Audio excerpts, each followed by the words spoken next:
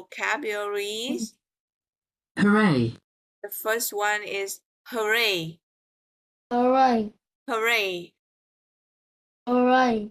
Hooray nó là một cái kiểu câu reo lên á. Hooray có nghĩa là hoan hô. Hooray. Hooray, Tuyệt vời.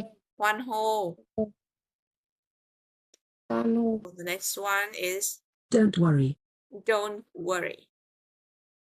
Don't worry. Don't worry. Don't worry.